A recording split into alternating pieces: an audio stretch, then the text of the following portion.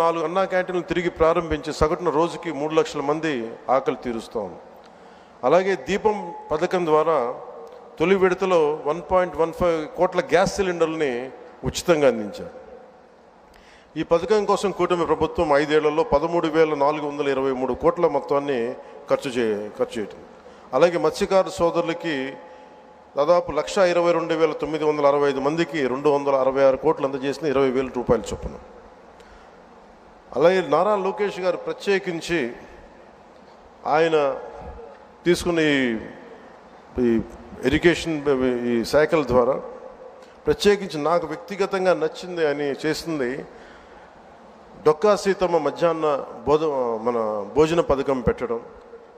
ఎంతసేపు ప్రభుత్వ పథకాలకి గత ప్రభుత్వంలో ఆయన పేర్లు పెట్టుకోవడం, వారి పేర్లు పెట్టుకోవడం కంటే కాకుండా ఎవరైతే సమాజానికి ప్రేరణగా ఉన్నారో అలాంటి వారి పేర్లు పెట్టడం మనస్ఫూర్తిగా సర్వేపల్లి రాధాకృష్ణన్ గారి మన స్కూల్ కిట్స్ అందించడం, ఇలాంటి చాలా రెవల్యూషన్ నిర్ణయాలు తీసుకున్న నారా లోకేష్ గారికి నా ప్రత్యేకంగా నా ధన్యవాదాలు తెలియజేస్తాను.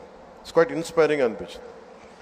అలాగే తల్లికి వందనానికి దాదాపు 67 లక్షల మందికి పైగా విద్యార్థులకు లబ్ధి చేకూరింది. ఈ మొత్తంలో 1,346 కోట్లు పాఠశాలల అభివృద్ధికి వెళ్తూ ఉంది. 10,000 చొప్పున 10,091 కోట్లు ఖర్చు చేస్తున్న ఈ పథకం 67 లక్షల మందికి పైగా లబ్ధి. గత ప్రభుత్వం జాబ్ క్యాలెండర్ పేరిట మీద యువతని సరిగ్గా వదిలేసింది. ఒక్క డిఎస్సి కూడా నిర్వహించిన పాపాన్ని పోలేదు. కూటమి ప్రభుత్వం వచ్చిన వెంటనే 16,347 ఉపాధ్యాయ నియామకాలకు మెగా డిఎస్సి నోటిఫికేషన్ విడుదల చేసింది.